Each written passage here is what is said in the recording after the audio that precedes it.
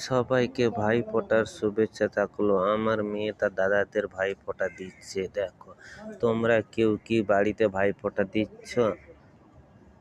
যাদের ভাই আছে বোন নেই, যাদের বোন আছে ভাই নেই, সবাই নাহলে আমার বাড়িতে চলে এসো। আমার মেয়ে সবাইকে ভাইফোঁটা দিবে।